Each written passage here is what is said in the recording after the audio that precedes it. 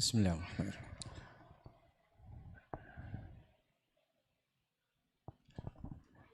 Assalamualaikum warahmatullahi wabarakatuh.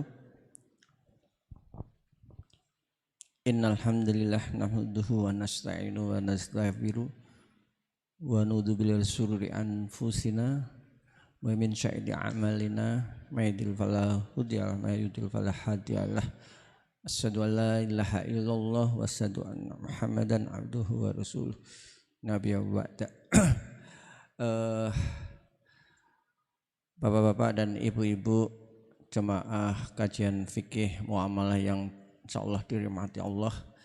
Puji syukur kehadirat Allah Subhanahu wa taala kita bisa bersilaturahmi kembali, kita bisa bertolabul ilmi kembali di dalam dua pekanan kita tolabul ilmi fikih muamalah yang sore hari ini insyaallah mengambil tema bentuk-bentuk muamalah ribawiyah, kalau nggak salah begitu nggih. Semoga nanti saat kita memperoleh ilmu, belajar bersama dengan Ustadz Abu Umair, kita senantiasa mendapatkan keberkahan sehingga kita bisa menerapkan hal-hal tersebut ke kehidupan kita sehari-hari. Dan juga tak lupa salam serta sholawat senantiasa kita panjatkan ke junjungan kita Nabi besar Nabi Agung Muhammad sallallahu alaihi wasallam yang kelak di yaumul akhir kita nantikan syafaatnya. Allahumma amin. Juga tak lupa kami ucapkan terima kasih kepada Ustadz Abu Umair yang kerso yang bersedia membersamai kami untuk belajar. Ini insyaallah ini lama-lama jadi seleksi alam ini. Kita yang hadir ini benar-benar seleksi alam, benar-benar mudah-mudahan istiqomah ya sampai lama sepanjang masa gitu ya. Oke, kembali bapak-bapak dan ibu-ibu semuanya, sebagaimana biasa sebelum acara kita mulai, kita bacakan runtutan acaranya. Ada yang pertama pembukaan, yang kedua tilawah, selanjutnya adalah kajian inti nanti disampaikan oleh Ustadz Abu Umair, selanjutnya diskusi, dan terakhir penutup. Baik, mari kita mulai kajian fikih muamalah kita sore hari ini dengan bacaan basmalah bersama-sama. Bismillahirrahmanirrahim. Semoga Allah berikan keridhaan dan keberkahan kita di sore hari ini. Selanjutnya tilawah.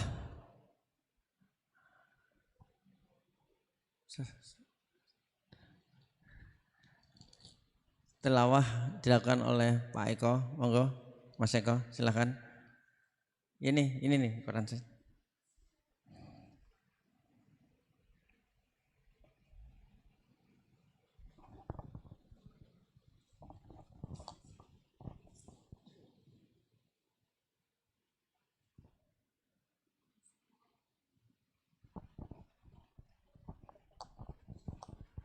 Assalamualaikum warahmatullahi wabarakatuh. A'udzu billahi minasyaitonir rajim. Bismillahirrahmanirrahim. Alladzina yaquluna rabbana innana amanna faghfir lana dzunubana wa qina adzabannar.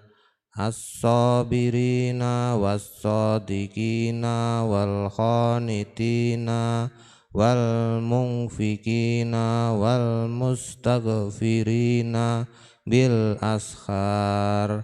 Sahidallahu annahu la ilaha illa huwa wal malaikatu wa ulul ilmi qaimam bil qist. La ilaha illa huwal azizul hakim.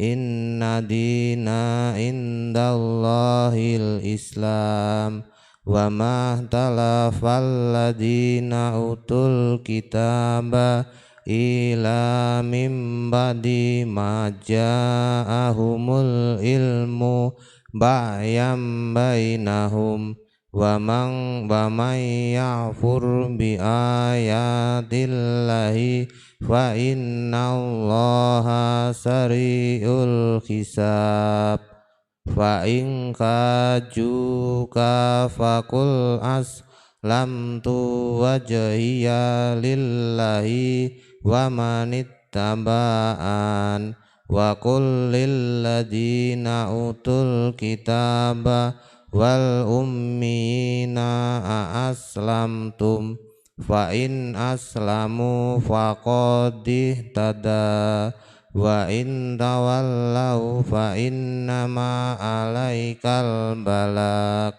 wallahu basirum bil ibad. Shadaqallahul adzim. Assalamualaikum warahmatullahi wabarakatuh. Waalaikumsalam warahmatullahi wabarakatuh. Terima kasih jazakallah khairan katsira kepada Mas Eko yang telah membaca dan ayat-ayat suci Al-Quran. Mudah-mudahan yang membaca atau yang mendengarkan mendapatkan pahala dari Allah Subhanahu wa taala. Allahumma amin. Selanjutnya pengajian inti, waktu sepenuhnya kami serahkan kepada Ustadz Abu Umair. Tafadhol, monggo.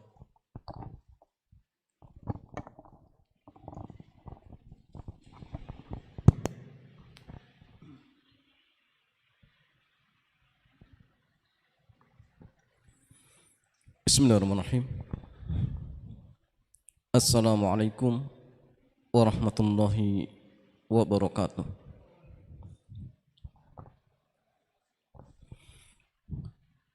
Alhamdulillah wassalatu wassalamu ala rasulillah wa ala alihi wa ashabihi wa man tabi'ahum bi ihsanin ila yaumiddin. Yaqul tabaraka wa ta'ala fi kitabihil karim,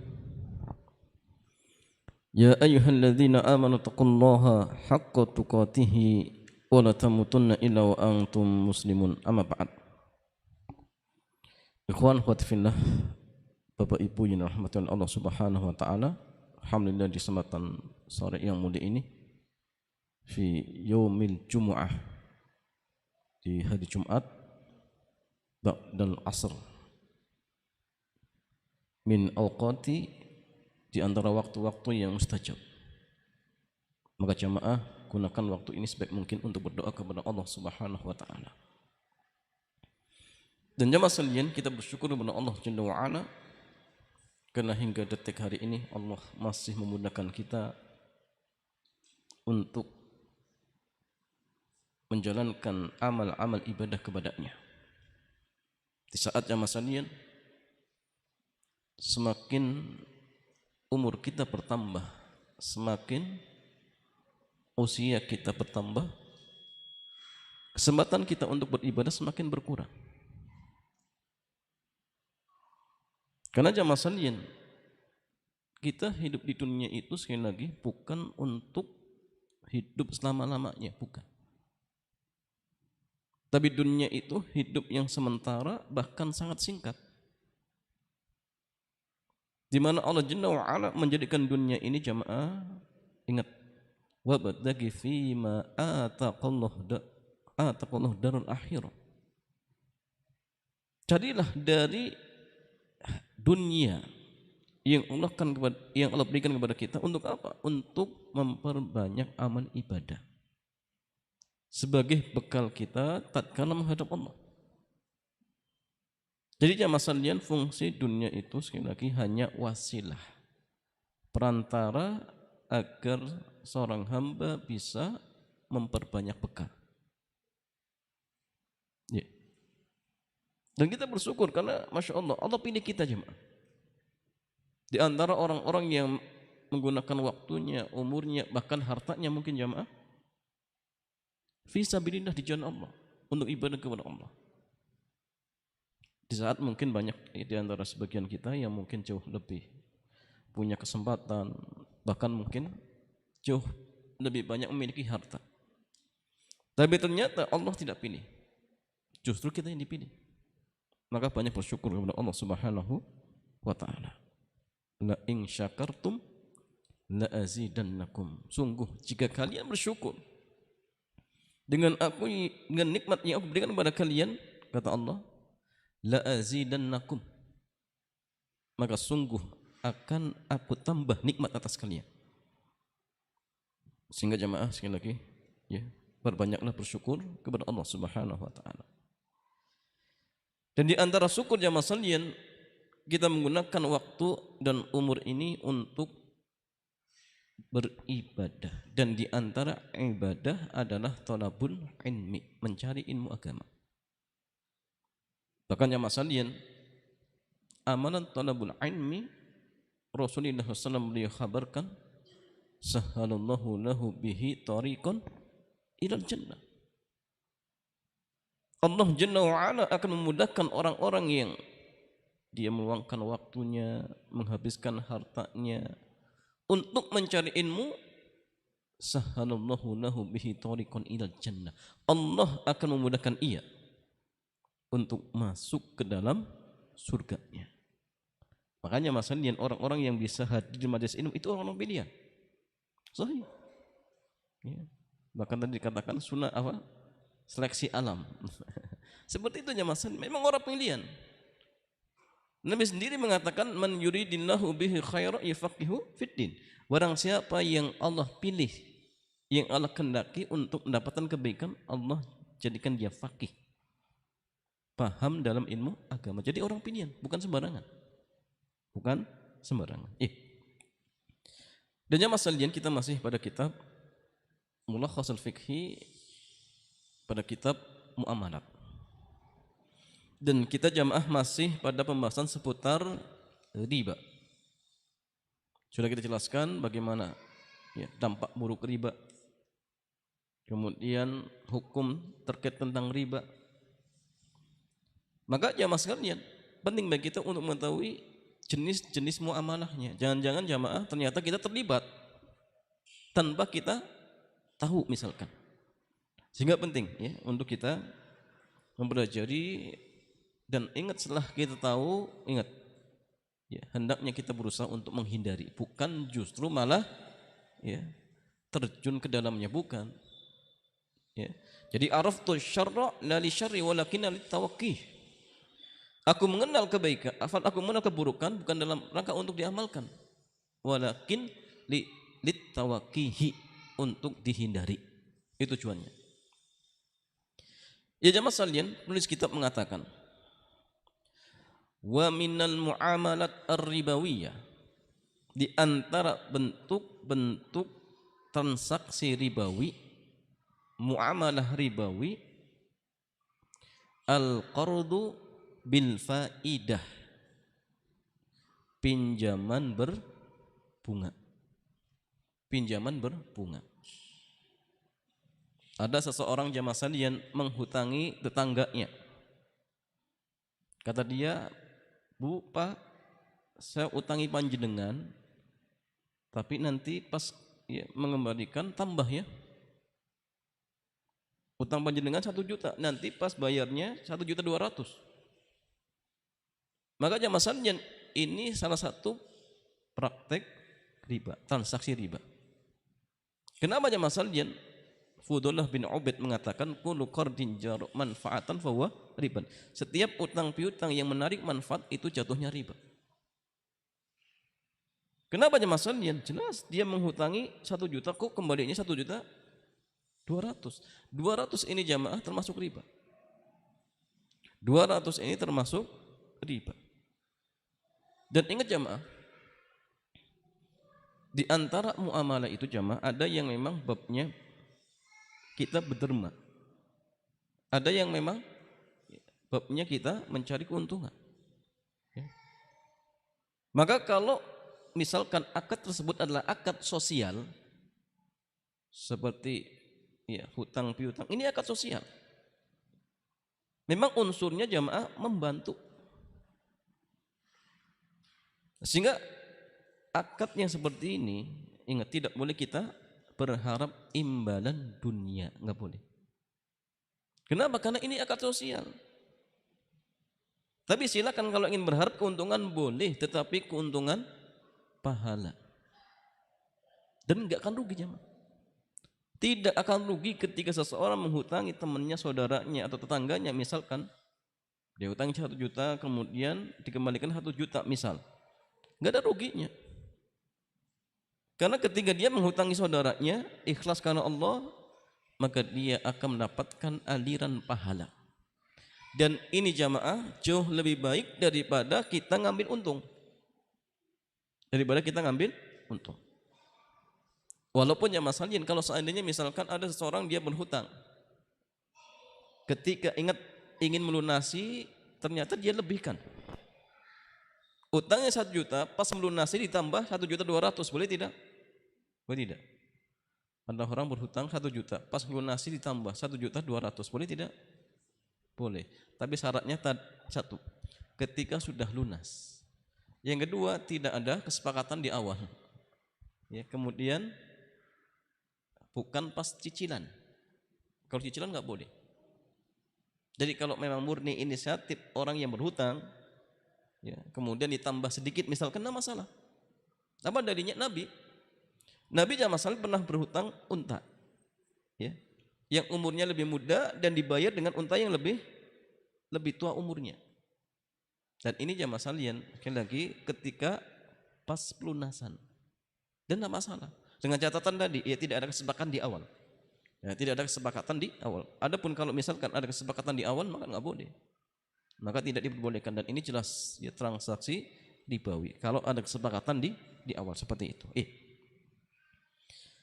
Bi an yuqridahu syai'an, yaitu seorang menghutangi sesuatu kepada saudaranya, bi syarti an yuwafiyahu aktsar minhu, dengan syarat dia harus mengembalikan dengan jumlah yang lebih banyak.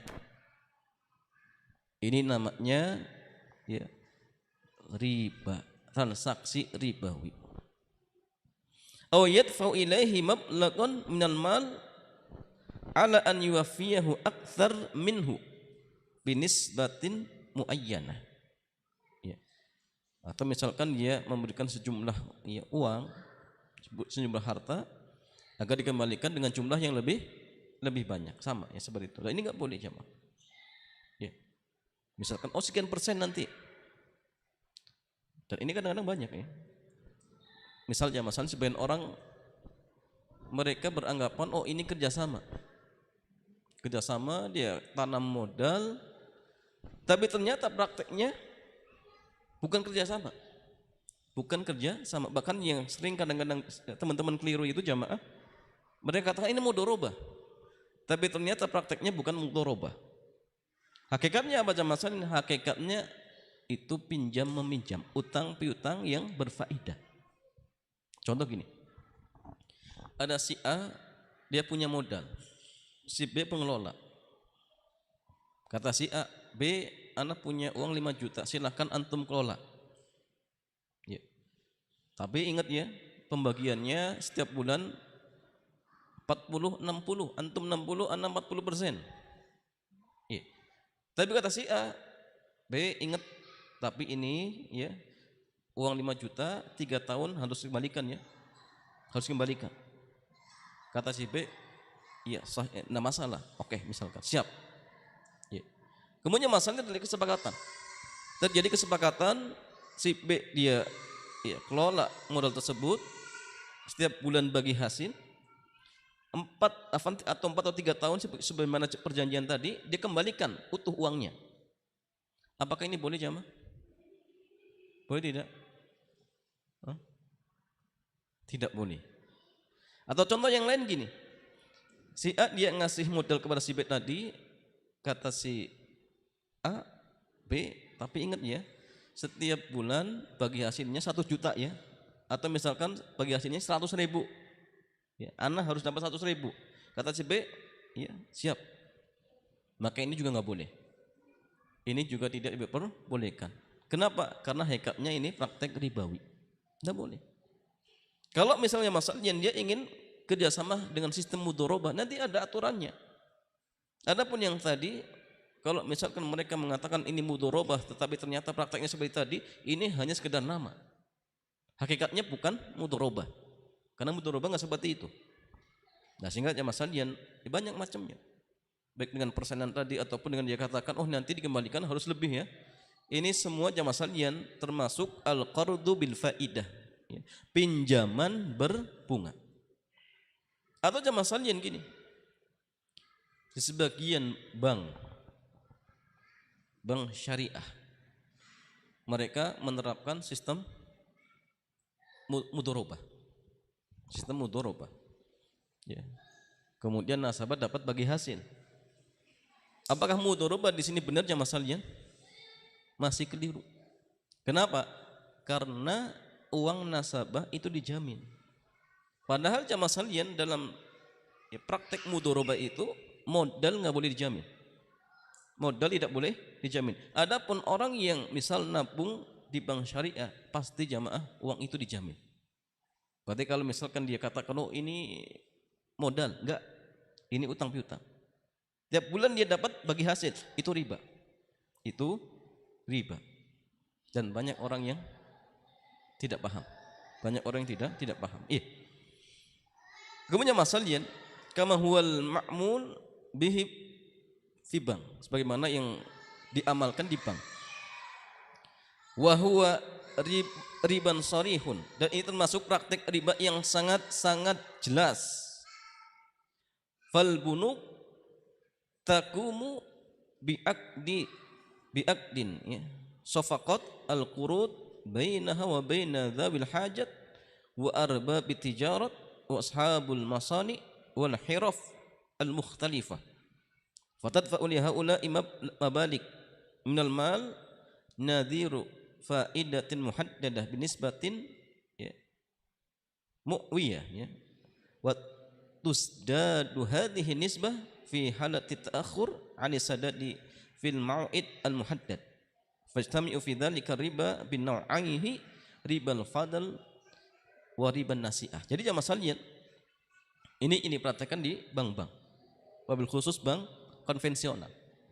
Jadi mereka memberikan modal baik kepada misalkan pengusaha ataupun perorangan. Ya.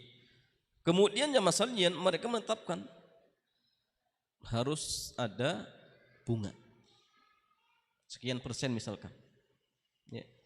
Maka jamaah sekalian praktek seperti ini jelas. Ini praktek riba yang sangat jelas, tegas. Sehingga praktek seperti ini jamaah tidak diperbolehkan. Tidak diperbolehkan. Di mana dalam praktek ini menggabungkan dua riba. Riba nasiah dan riba fadl. Karena jamaah ketika tadi misalkan ya, pengusaha tersebut misal ya, ternyata tidak bisa mencicil di setiap bulannya. Satu, dia harus bayar denda. Ya. Kalaupun dia tepat waktu, sudah ada ribanya di situ. Ya, dia pinjamnya 1 M harus kembalikan 1,5 M. Jadi menggabungkan dua riba jemaah. Riba fadl dan riba nasiah, dan ini yang terjadi. Banyak orang yang seperti ini jemaah. Ya, tanpa disadari. Makanya kata Ali radhiyallahu taala anhu jemaah, ya, man ya, barang siapa yang berani terjun dalam praktek muamalah walam yatafaqqah fid din, tapi dia belum faqih dalam ilmu agama, faqadir tatoma, sungguh dia akan terjatuh dalam praktek riba. Sungguh dia akan terjatuh dalam praktek riba. Dan kenyataannya iya banyak. Ya, banyak sebagian kita yang mungkin jamaah sekalian tanpa disadari ternyata muamalah yang dia lakukan adalah muamalah ribawi. Padahal jamaah kemarin sudah kita jelaskan. Ya, bahwasanya pelaku riba itu dilaknat. Dan laknat itu artinya dijauhkan dari rahmat Allah. Rahmat itu kasih sayang. Artinya jamaah sekalian, orang yang dilaknat berarti dimurkai oleh Allah, dibenci oleh Allah. Kalau dibenci, ya jelas hamba seperti ini pasti akan mendapatkan banyak keburukan. Ya. Kalaupun mungkin jamaah sekalian dia berusaha dengan cara misal ya riba, mungkin hartanya banyak, tetapi ingat la khairu fiha, tidak ada kebaikan. Tidak ada keberkahan. Bahkan jamaah sekalian, harta ribawi ketika bercampur dengan harta kita, yang terjadi jamaah, harta riba ini akan apa? Membinasakan atau jamaah sekalian menjadikan keberkahannya hilang. Nah, sehingga hati-hati. Ya, karena ya masalah ini harta ribawi itu harus dibuang. Harus dibebaskan, bukan malah disimpan. Iya. Ini yang pertama masalahnya. Jadi pinjaman berbunga. Ini enggak boleh. Yang kedua masalahnya wa minal muamalat ar-ribawiyah, di antara transaksi ribawi ma yajri fil bunuk minal ida'i bil faidah wa fil wada'i ats-tsabitah ila ajalin yatasarrafu fiha al-bank ila tamamil ajali wa yadfa'u li sahibiha faidatan tsabitah binisbatin muayyanah fil ya ma'ih ya fil mi'ah ka asyrah atau khamsah fil mi'ah. Yang kedua jamaah sekalian, apa yang terjadi atau dipraktekkan berupa simpanan deposito.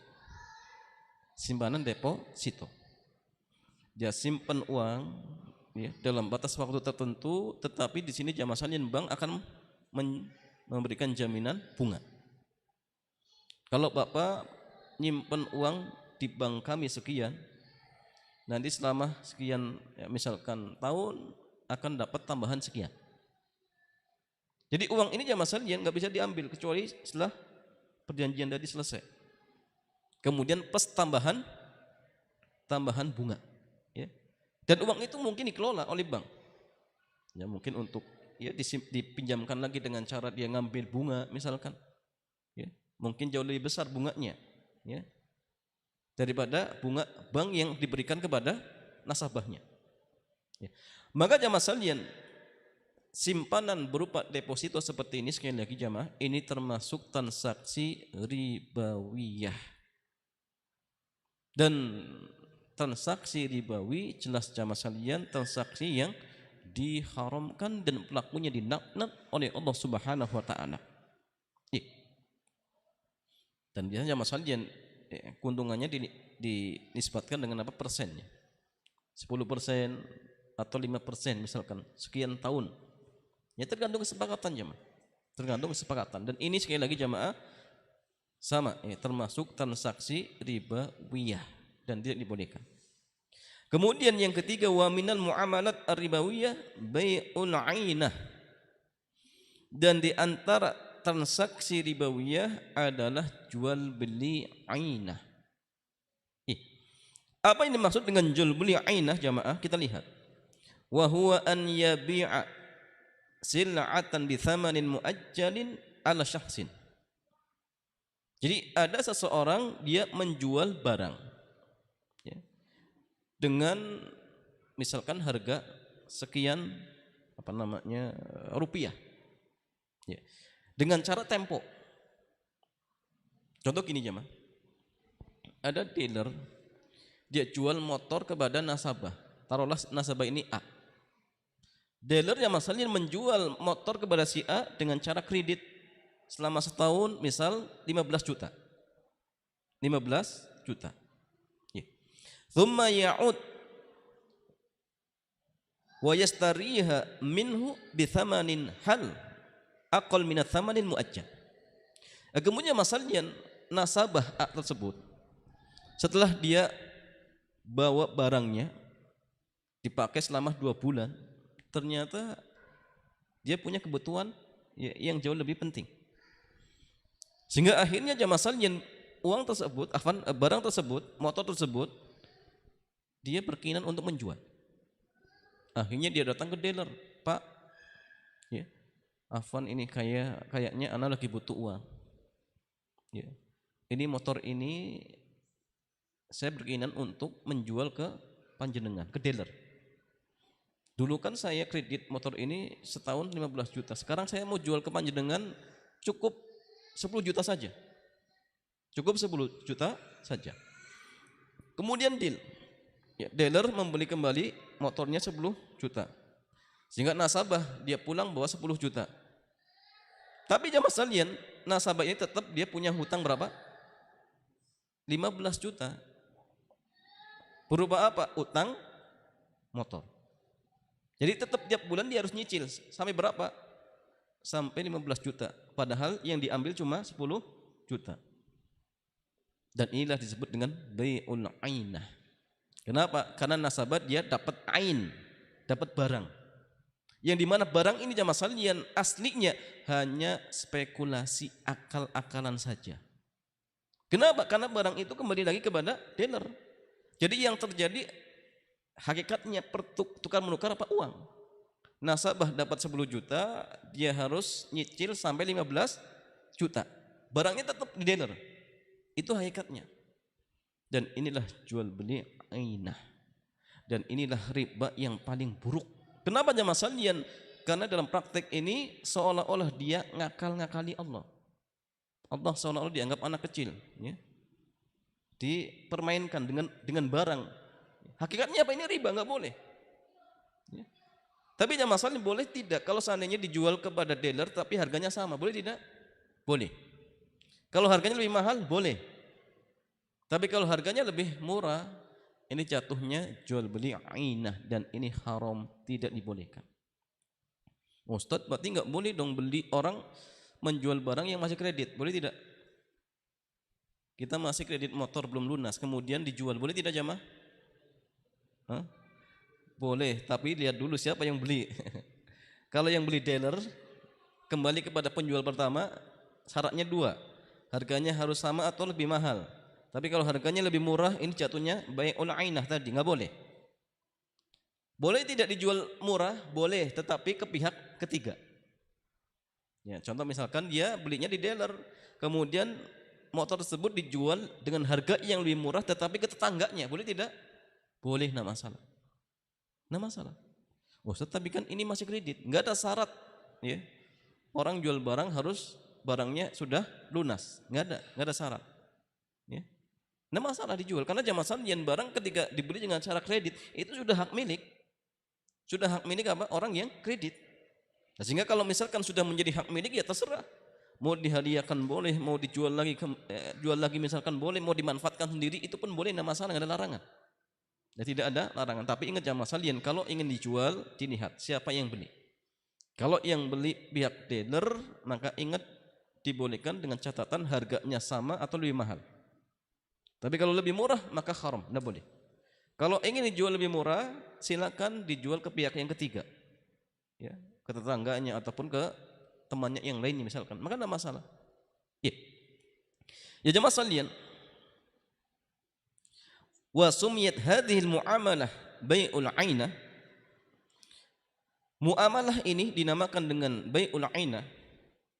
Kenapa? Li'anna mushtari sil'ah, karena pembeli barang ila ajalin, ya, dengan cara kredit, yakhudhu badalaha ainan, dia mengambil apa? Ain barangnya, ainak dan hadiran. Wal bai'u bihadhi surah inama huwa hilatun.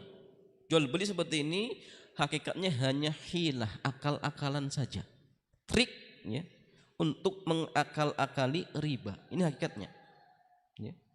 Wa qad ja'an nahyu an hadhihi muamalah.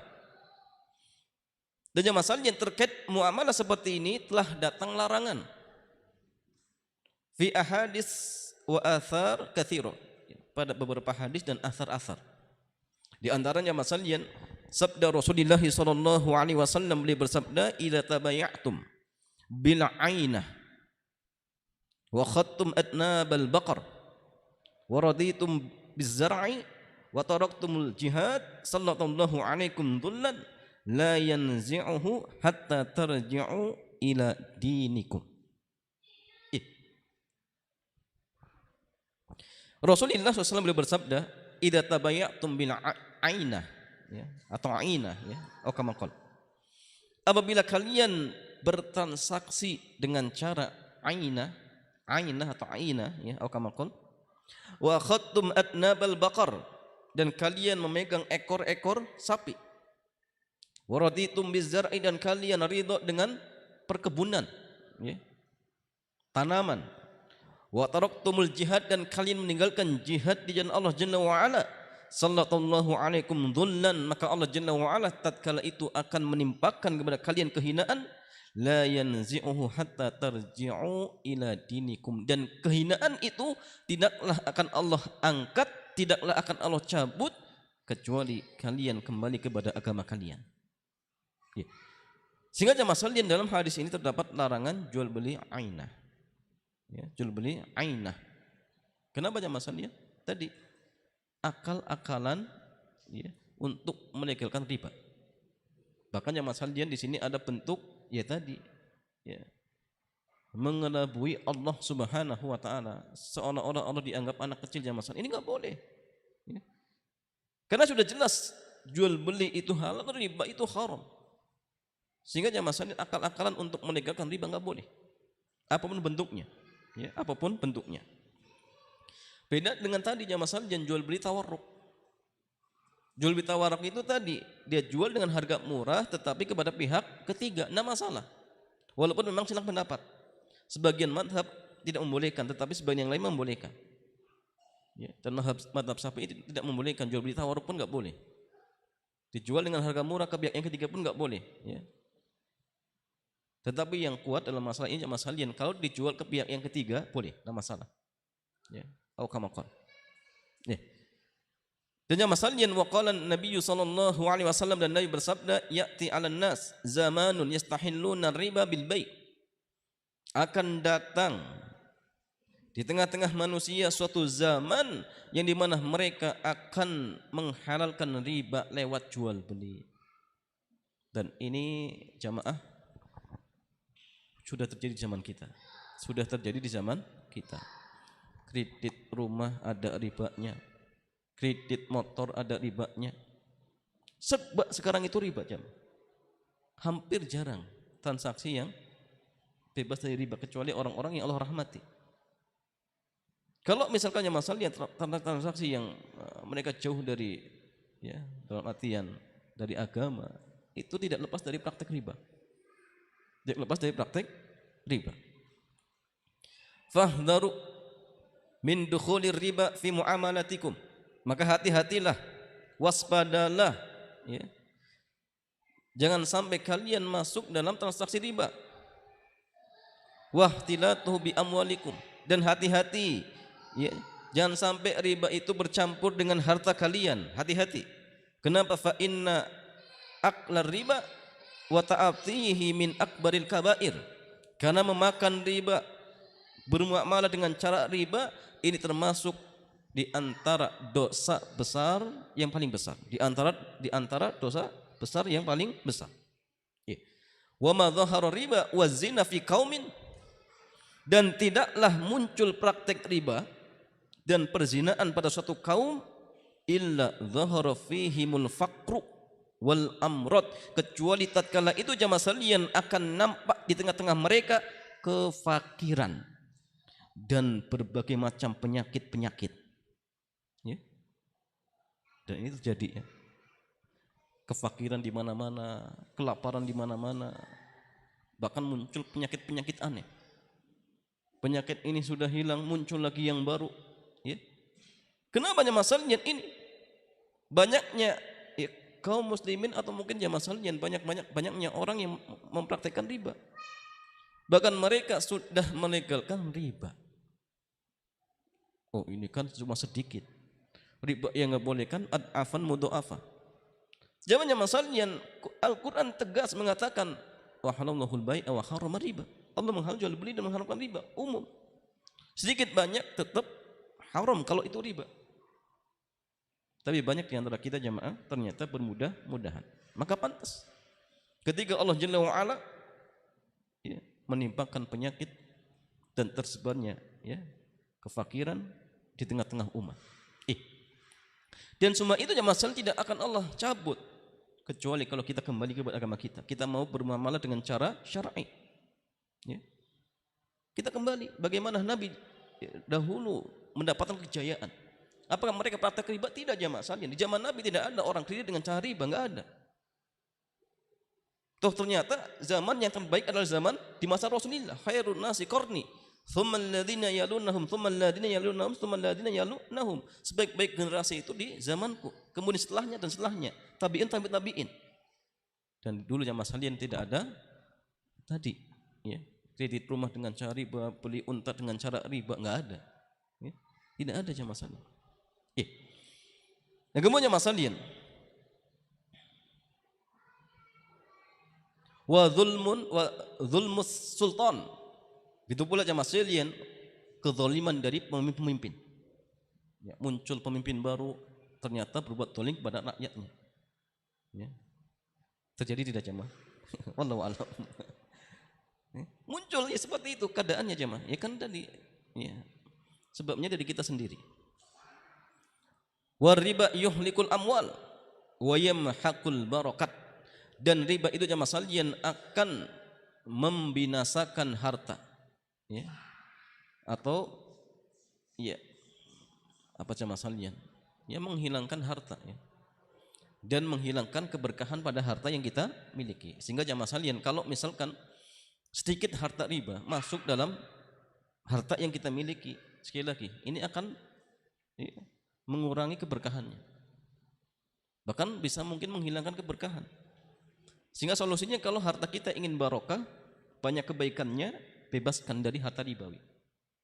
Padahal masalahnya kalau ada seorang punya punya harta ribawi, kemudian dibebaskan, misal dia dapat pahala tidak? Boleh tidak orang sedekah dengan harta ribawi? Boleh tidak? Boleh tidak dia sedekah Jumat lagi pakai barang ribawi? Boleh jemaah? Boleh tidak? Boleh? Sedekah, niatnya sedekah dia. Sedekah dengan barang ribawi enggak boleh. Kalau sedekah enggak boleh. Kenapa? Innallaha thayyibun la yaqbalu illa thayyiban. Allah itu maha baik dan tidak akan menerima kecuali dari hal-hal yang baik. Ya. Jadi niatnya jangan sedekah, tetapi niatnya apa? Membebaskan dari harta haram. Dapatkah pahala dia? Dapat tidak pahala? Dapat. Pahala apa? Pahala membebaskan diri dari harta haram. Dapat pahala aja, dapat pahala. Tapi bukan sedekah. Tapi pahala dari membebaskan diri dari harta yang haram. Ya. Silakan ya disalurkan untuk apa? Kepentingan umum. Ya. Contohnya apa? Jalan, kemudian lampu-lampu. Pokoknya intinya jamaah sekalian ini kembali kepada aslinya ke Baitul Mal. Ya. Pokoknya ini kemaslahatan negara. Ya. Begitu pula boleh tidak diberikan kepada fakir miskin jamaah? Boleh. Sahih? Boleh. Kenapa? Karena fakir miskin juga hakikatnya ditanggung oleh negara. Maka kalau kita berikan kepada fakir miskin, ini kembali kepada kemaslahatan negara. Maka tidak masalah, boleh seperti itu. Kemudian masalian, laqad shaddadallahu jalla wa ala al-wa'id ala akli riba. Allah jalla wa ala telah mengancam dengan sangat-sangat keras orang yang memakan riba. Wa ja'ala aklahu min afhashil khaba'ith.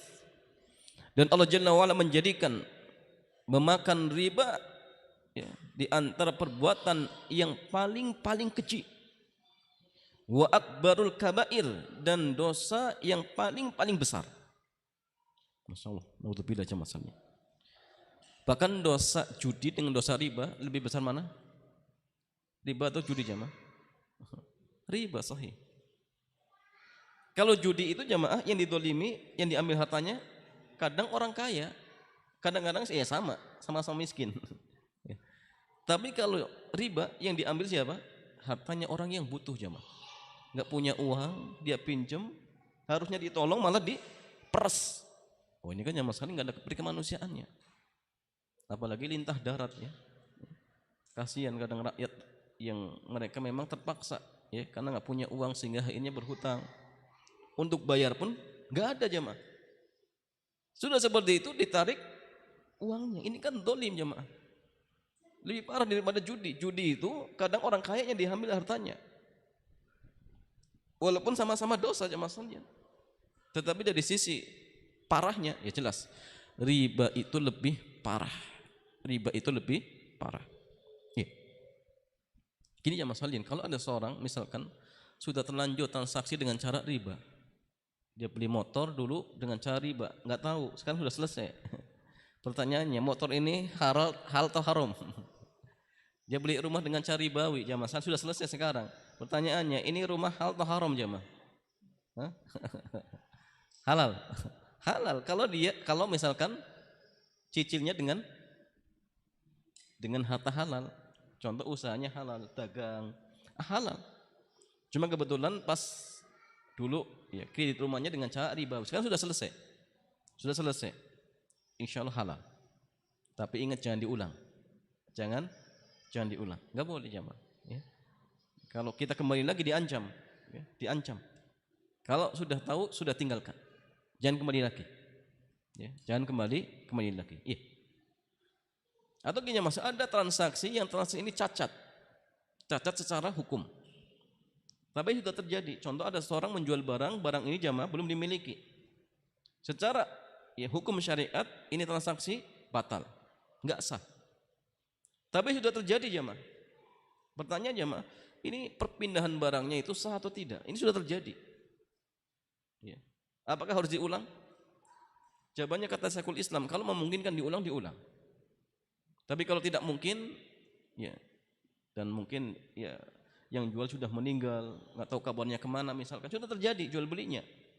Ini jual beli aslinya nggak sah, perpindahannya secara batil.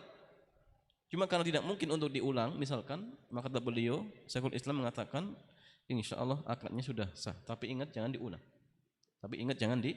Jangan diulang seperti itu. Kemudian masalahnya.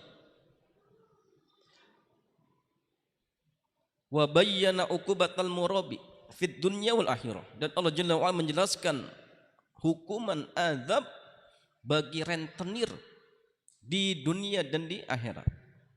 Wa akhbara annahu muharibun lillahi wa li rasulihi, dan Allah mengabarkan bahwasannya pelaku ribawi dia menantang perang dengan Allah dan Rasulnya.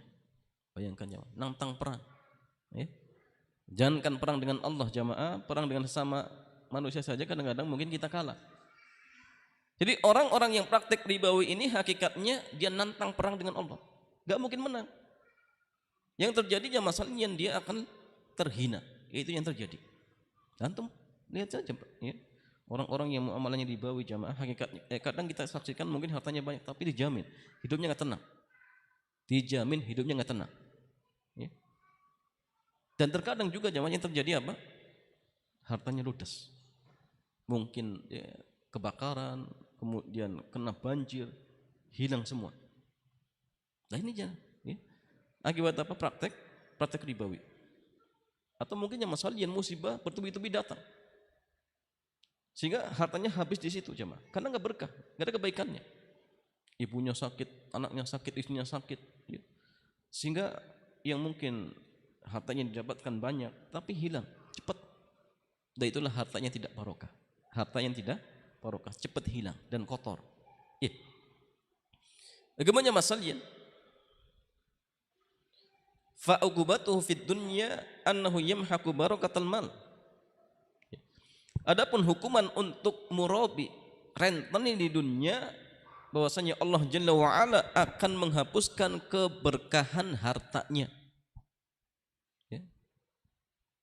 Karena berkah itu artinya ziyadatul khair, bertambahnya kebaikan. Sehingga contohkan gini, berkah itu contoh gini, ada 2 gelas jamaah, 2 gelas. Satu diisi air zam-zam, satu diisi air aqua. Zahirnya sama-sama air.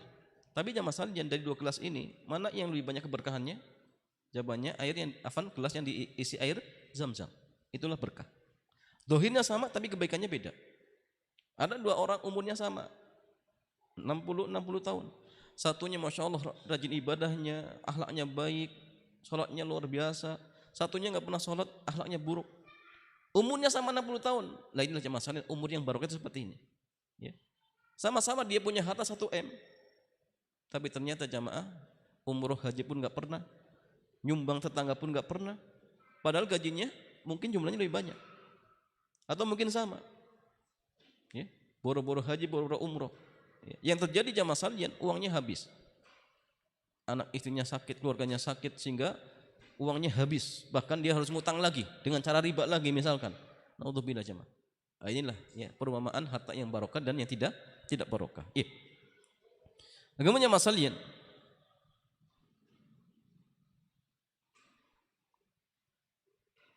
wa yuriduhu litalafi wazawal. Jadi harta yang tercampur ribawi itu jamaah sekalian potensi bisa cepat hilang. Fakam tasma'una man talifal amwal al-azimah bil harik wal gharqi wal faidon. Berapa banyak kalian mendengar orang yang hartanya ludes ya, gara-gara ya, kebakaran, banjir ya, atau jamaah sekalian banjir bandang ya. Banyak sini kita mendengar, bahkan sekejap dia mungkin jamaah sekalian nyarinya bertahun-tahun, hilang hanya beberapa jam ya. Seperti kasus di Aceh, bayangkan mereka yang kerja mungkin bertahun-tahun jamaah, dia kumpulkan uang, bikin rumah, beli mobil, ternyata hilang dalam beberapa jam ya, disapu habis. Sehingga jemaah, Allah itu maha kuasa. Allah itu maha kuasa, maka ingat hati-hati. Jangan ketika misalkan Allah memberikan sesuatu kepada kita, lantas kita terus menerus bergelimang dan perbuatan maksiat, maka ingat jemaah, kalau kondisi kita seperti ini istidraj, azab Allah yang diundur-undur. Dan nanti jemaah kelak di akhirat akan Allah lipat gandakan. Hati-hati. Justru ini lebih menakutkan. Ketika ada seseorang dimudahkan urusan dunianya, tetapi ternyata dia sering berbuat maksiat, ini hakikatnya jemaah sesuatu yang menakutkan. Hati-hati. Maka di antara ciri harta yang Allah berikan kepada kita itu nikmat, kata ya, Abu Hazim beliau mengatakan, kullu nikmatin la tuqarribu minallah fa hiya baliyah. Setiap nikmat yang tidak mendekatkan pemiliknya kepada Allah itu baliyah. Maka gini, kalau antum punya harta, bisnisnya semakin lancar, justru antum semakin dekat dengan Allah, berarti harta antum barokah. Tapi ketika harta antum semakin bertambah, kok semakin buruk akhlaknya, semakin kendor ibadahnya, berarti mungkin harta tersebut tidak barokah. Sehingga apa? Mencegah pemiliknya dari ketaatan kepada Allah. Itu hati-hati. Ya, itu perlu dicurigai jamaah sekalian. Hati-hati. Kemudian masalian, fayusbihu ahluha fuqara bainan nas. Setelah itu ternyata ya, pemiliknya keadaannya berubah drastis menjadi fakir di tengah manusia. Yang awalnya dia kaya, tapi dari harta yang tidak barokah. Akhirnya apa? Allah timpakan azab, hancur, hilang hartanya seketika, dia berubah menjadi orang-orang fakir, dan itu mudah bagi Allah Subhanahu wa taala. Wa in baqiyat hadhil amwal ar-ribawiyah. Ya.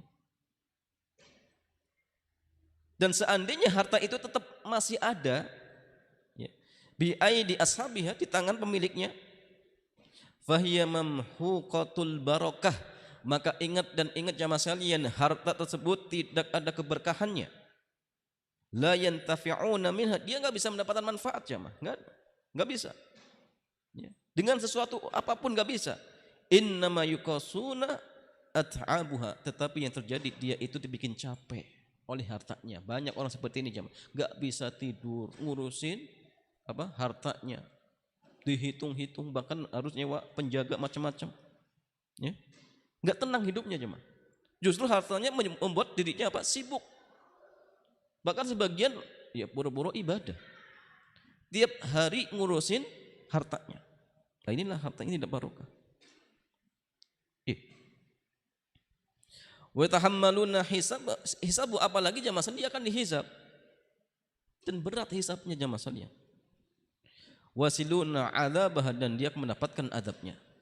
Wal murabi mabghudun 'indallahi wa 'inda khalqi. Dan jemaah sekalian, murabi, rentenir, adalah orang yang sangat dibenci oleh Allah dan apa? Manusia. Ya.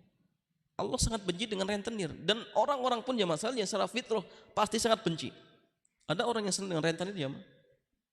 Perintah darat ada yang senang. Fitrah kita jamaah sekalian, sampai pun orang yang tidak punya agama ketika melihat rentenir pasti benci.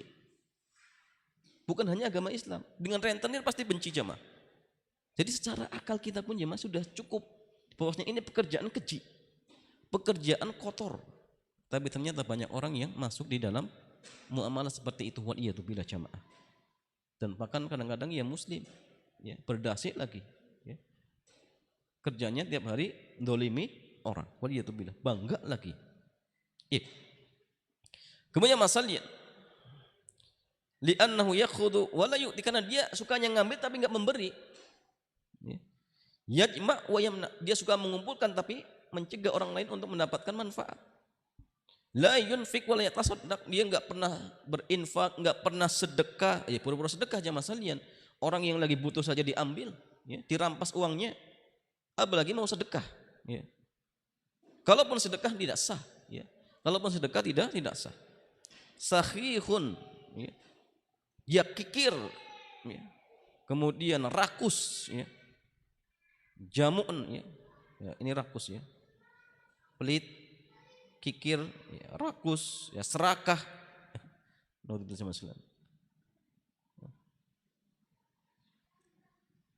Kemudian tidak mendapatkan tempat di hati orang-orang. Enggak ada orang yang suka dengan rentenir, jamaah, enggak ada, ya. Lintah darat enggak ada yang suka. Ya. Begitu pula dikucilkan oleh masyarakat. Wa hadhi uqubatun ajilah, dan inilah adab yang Allah segerakan di dunia. Wa uqubatuhu al-ajilah, sedangkan hukumannya kelak di akhirat ini lebih parah lagi daripada hukuman di dunia. Ya. Kama bayyanahu Allahu jalla wa ala fi kitabih, sebagaimana yang Allah jelaskan dalam Al-Qur'an.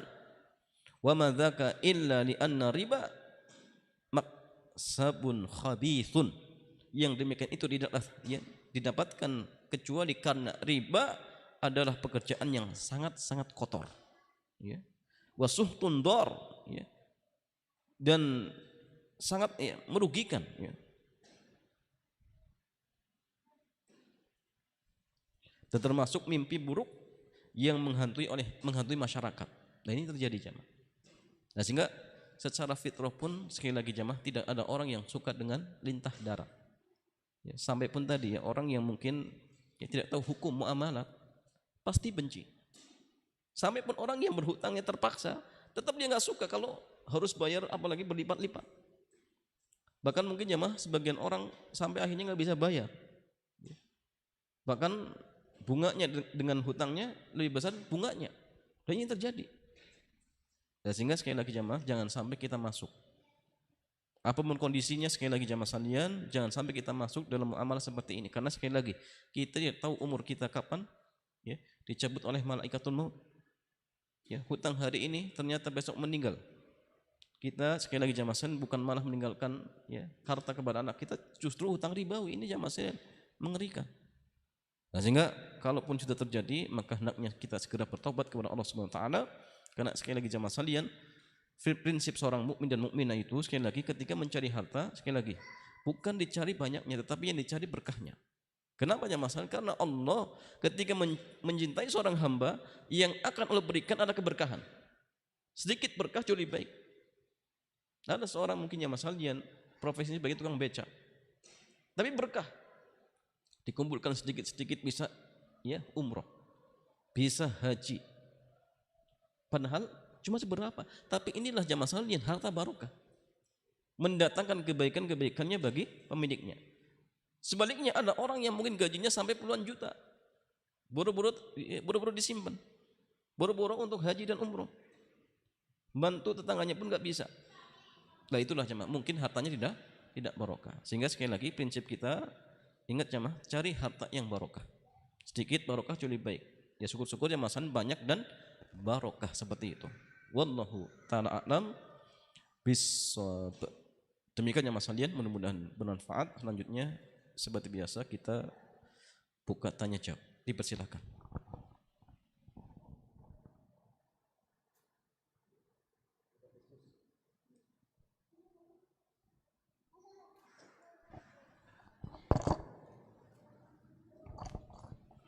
Luar biasa.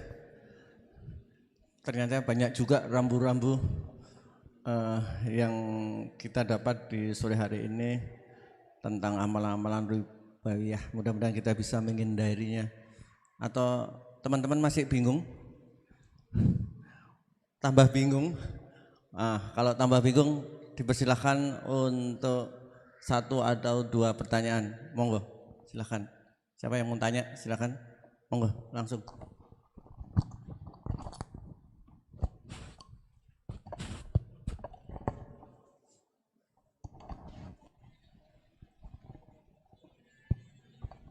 Ustadz, Assalamualaikum warahmatullahi wabarakatuh.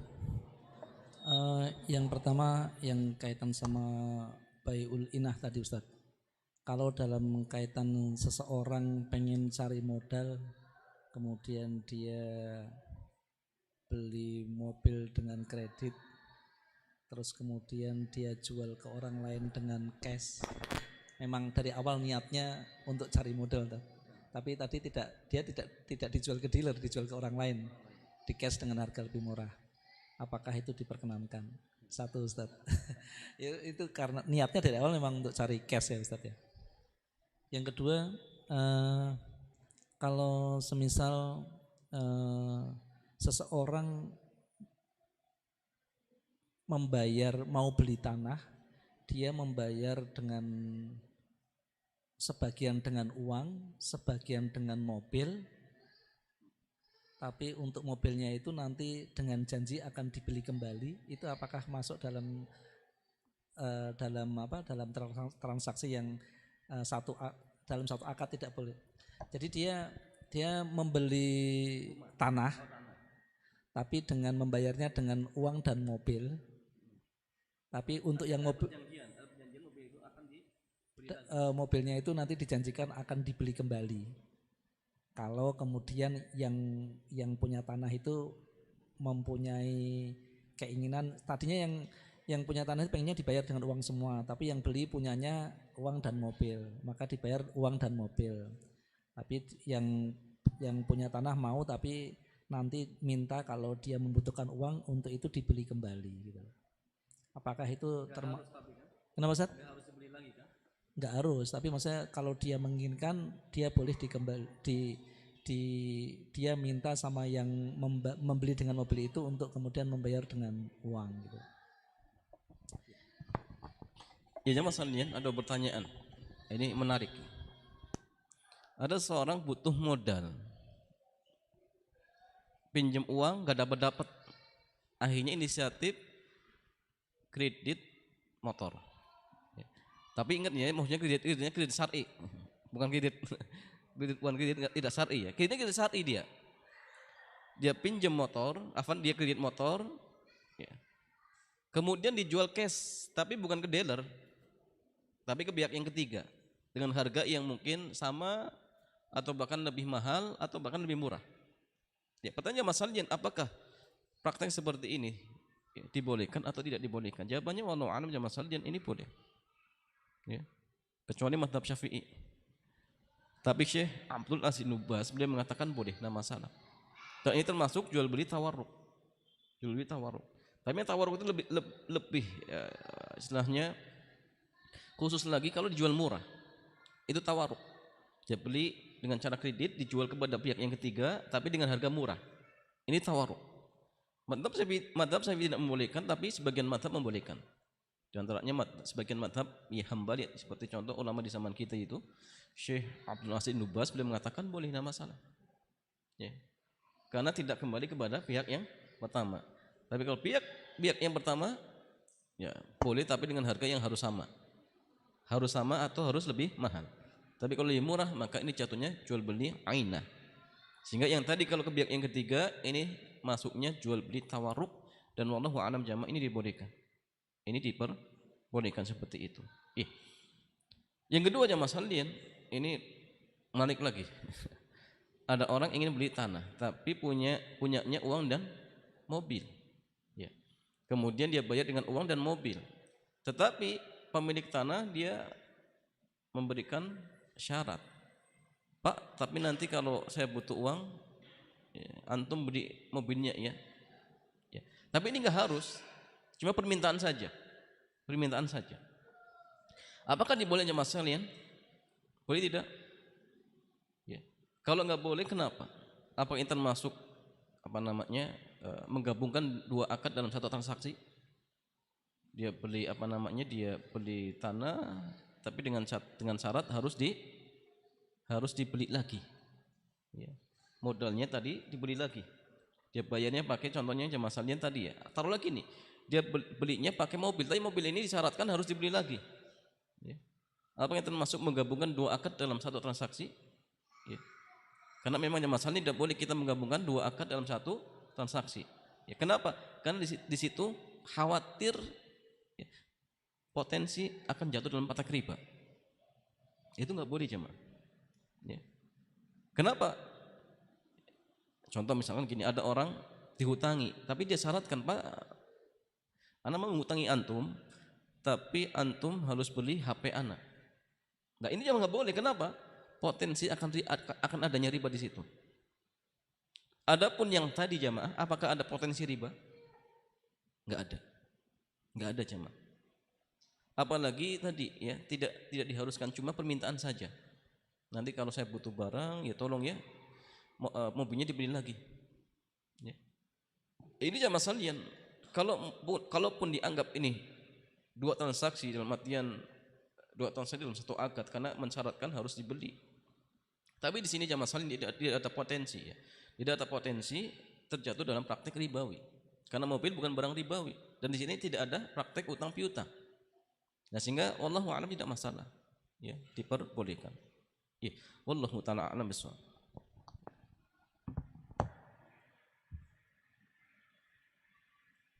Aman Pak Danto, Ustaz, aman ya Ustaz. Aman. Karena luar biasa nih Pak Danto ini mobilnya 30 Ustaz. Luar biasa nih. Jadi teman-teman di sini tadi disampaikan karena banyak rambunya ya. Jadi kita harus benar-benar hati-hati. Jadi ya kalau mudah-mudahan yang hadir di sini nih pengusaha-pengusaha yang selalu prudent, selalu hati-hati gitu ya. Nyatanya nih Pak Landes, Mas Ibnu ini studionya jalan. Sepertinya setiap hari di masjid tapi bisnisnya jalan gitu. Alhamdulillah gitu. Pak Danto juga, soalnya lagi yang saya kenal nih Pak Sofan sebentar lagi punya sekolahan di sini Ustaz. Punya sekolahan di apartemen ini. Jadi luar biasa. Siapa? Oke. Mungkin ada yang di belakang, ibu-ibu ada yang bertanya atau semakin bingung? Monggo. Sebentar ibu-ibu, sebentar kasih kesempatan. Ibu-ibu ada yang bertanya? Ada.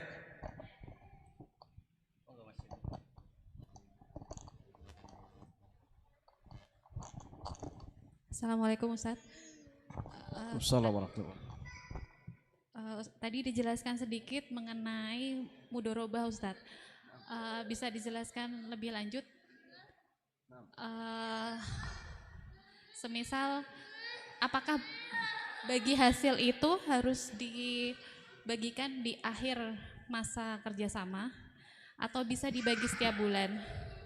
Lalu seandainya pemilik modal akan menghentikan kerjasamanya sebelum masa kerjasama, apakah bisa dan bagaimana Kak sesuai syariat teknisnya?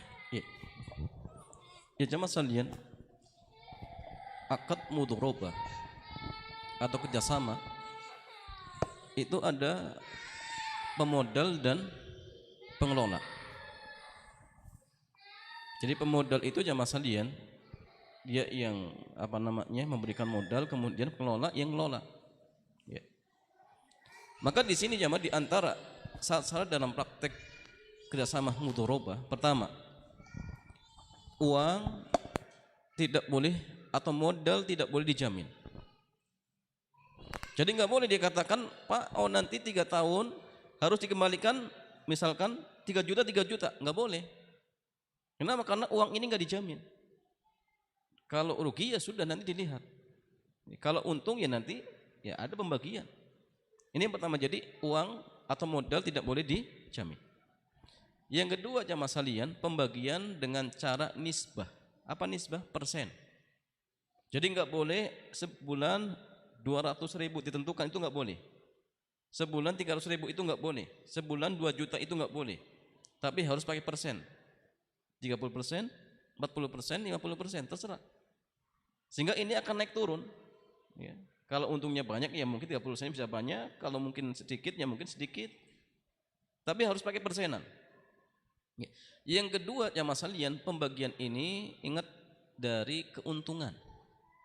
Bukan apa? Dari modal. Sebagian orang itu kadang gini, modal 3 juta, keuntungan sekian. Bukan, tapi dari keuntungan, bukan modal. Ya. Kemudian yang ketiga, yang keempat, pembagian keuntungan ini di akhir ketika akad mudharabah itu ingin diselesaikan. Jadi gini, kalau misalkan dia kerjasama mudharabah 1 tahun, dibaginya di akhir, jangan tiap bulan. Tidak boleh tiap bulan. Kenapa jamaah sekalian? Karena fungsi keuntungan tiap bulannya itu ya, dijadikan apa? Dana backup. Kalau seandainya bulan ini rugi, bulan ini untung. Untungnya misalkan 3 juta, jangan dibagi. Bulan depan ternyata rugi 3 juta, oh ini nutup. Bulan depan untung lagi 4 juta, jangan dibagi. Bulan depan rugi, nanti buat nutup lagi. Jangan dibagi. Kalau setiap bulan dibagi jamaah, misalnya bulan ini dapat 3 juta dibagi, habis. Bulan depan rugi 50%, modal tinggal 50 juta. Bulan depan rugi lagi 20 juta, tinggal habis ya masalahnya. Jadi keuntungan itu jangan dibagi tiap bulan, tapi di akhir tatkala kita ingin menyudahi akad mudharabah tersebut. Ya, jadi misalkan contoh dia kerjasamanya 1 tahun, pas 1 tahun dihitung semua. Barangnya ada berapa, yang laku ada berapa, dihitung semuanya. Ya, ternyata kok dulu modalnya 100 juta, dihitung semuanya total kok ada 200 juta. Oh berarti ambil untuk modal 1 juta, 100 juta ini dibagi. Kalau pembagiannya 60, 40 ya dibagi saja. Ya 40 dari 1 juta itu berapa? 60-nya berapa? Ya. Kemudian gini masalahnya, kalau pengelola misalkan dia butuh uang setiap bulan, boleh, tetapi ingat statusnya utang. Statusnya utang, dia silakan izin kepada pengelola, Pak, tiap bulan saya butuh uang. Ya sudah, antum boleh ngambil tapi dianggap utang. Nanti ketika di akhir perjanjian dihitung semuanya, ya ternyata dia sudah ngambil misalkan tiap bulannya total, misalkan kebagian dia 60 juta. Utang tiap bulannya di total ada 30 juta, ya sudah. Berarti 60 dikurangi 30, berarti dia cuma dapat 30 juta seperti itu. Ya, tetapi ingat, ya tidak boleh dibagi tiap bulan, karena fungsi keuntungan itu adalah untuk apa? Untuk menutupi jika terjadi kerugian seperti itu. Ya. Begitu pula jamaah nggak boleh, misalkan ketika usaha itu sudah sukses, akhirnya pengelola inisiatif, Pak, modal antum saya kembalikan ya. Ini nggak boleh jamaah. Kenapa? Karena kalau misalkan seseorang kerjasama, kemudian brandnya sudah terkenal, brand itu ada harganya ya, ada harganya. Jadi nggak boleh dia kembalikan modal kemudian diteruskan sendiri. Ini mendolimi jamaah, mendolimi. Kalau misalkan dia ingin mengakhiri kerjasama tersebut, ya sudah. Ya, ternyata brandnya sudah terkenal dan ingin dijual, ya dia jual, semuanya dijual. Brand dihargai berapa juta, modal berapa juta. Tadi brand itu masuk nanti keuntungan, modalnya 100 juta. Jadi 200 juta, berarti 100 juta diambil, 100 juta keuntungan plus harga brand. Kalau brand ini mau diambil dia, ya sudah dihargai. Brand ini kira-kira berapa? Sudah 1 tahun ternyata orang terkenal. Ya udah brandnya 20 juta, berarti keuntungan dianggaplah 120 juta. Nah ini baru dibagi nanti. Tapi kalau hanya misalkan dikembalikan modal, kemudian dia neruskan sendiri, ini ada kedzaliman dan ini nggak boleh. Seperti itu. Iya. Wallahu ta'ala a'lam bishawab. Mudah-mudahan ibu yang bertanya tadi paham ya. Satu lagi ya. Jadi mas, dia mau bertanya sebentar.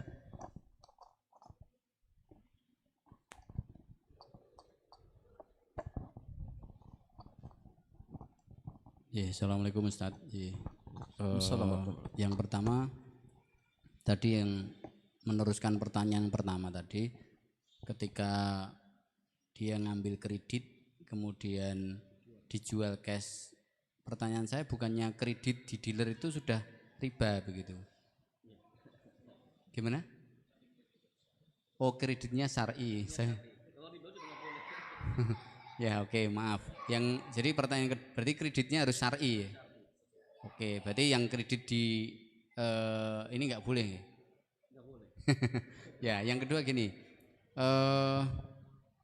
Kalau kita mendapatkan ingin mendapatkan pekerjaan suatu proyek gitu, misalkan contoh di instansi atau BUMN, kemudian kita menggandeng misalkan contoh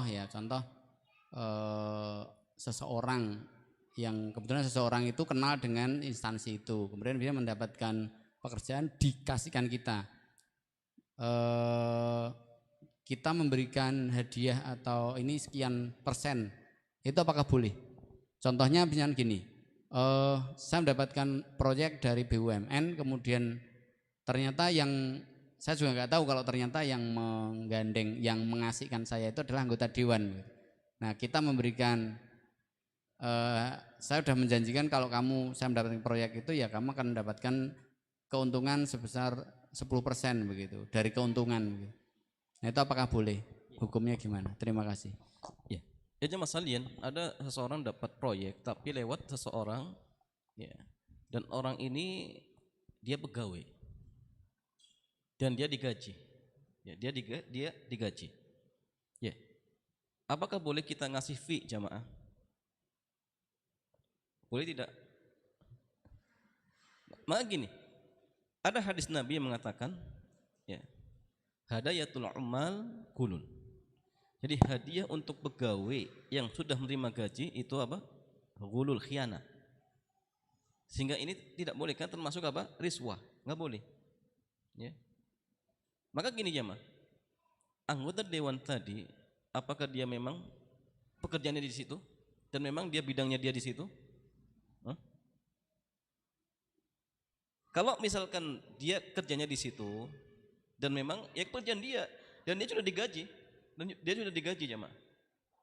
Kemudian kok nerima fee atas pekerjaan yang memang dia sudah dibayar, itu nggak boleh. Kalau kita ngasih namanya tadi, ya, sokok. Nah, itu nggak boleh. Ya. Tapi kalau murni misalkan dia bukan pekerjaannya, contoh misal dia anggota dewan, tetapi ternyata mungkin dia jadi perantara tetangganya, dia jual beli apa misalnya tanah dan nggak ada kaitannya dengan pekerjaan dia, mau anggota dewan ataupun yang lainnya. Nah, ini nggak masalah karena nggak ada kaitannya. Ya. Tapi kalau memang jamaah dalam artian anggota dewan tersebut memang dia kerjaannya di situ dalam artian ngurusi proyek-proyek, ya, ada dia mungkin pengawas, ya, BUMN ini jawabnya sama dia, kemudian kita ngasih, itu nggak boleh karena dia sudah mendapatkan gaji. Tapi kalau memang bukan pekerjaannya dan memang dia juga, ya, dalam artian menjadi perantara di luar jam kerjanya dia misalkan, maka tidak masalah. Tetapi jamaah gini, secara aturan negara itu boleh tidak anggota dewan jadi seperti itu? Nggak boleh, termasuk gratifikasi. Jadi kalau misalkan dari aturan pemerintah saja nggak boleh, berarti memang aslinya nggak boleh, dan memang berarti itu kerjaan dia, ya, kerjaan dia, maka ya nggak boleh, ya, tidak boleh. Kenapa? Kan termasuk sokok seperti itu. Ya, kalau anggota dewan ingin jadi perantara jual beli, ya cari yang tidak ada kaitannya dengan kerjaannya dia seperti itu. Ya, wallahu taala alim shawab. Ya, anda lebih condong ini termasuk gratifikasi, ya, sokok menyokok, dan ini tidak dibolehkan. Wallahu alim shawab. Nanti mungkin ada apa fikih sia-sia ya Tat. Nanti ada pembicaraan lebih lanjut tentang tadi dari anggota dewan, karena ada anggapan juga ada semacam anggapan ini kalau nggak diambil nanti ini nyogoknya lebih gede lagi, ada yang 20, ada 30% gitu, jadi nggak 10% lagi gitu, meskipun itu juga sama-sama nggak sah, ya, haram gitu ya. Oke, gitu rekan-rekan, bapak-bapak dan ibu-ibu semuanya, jamaah fikih mu'alah sore hari ini, saya pikir sudah mendekati maghrib, jam 17, jam 5 lebih 42.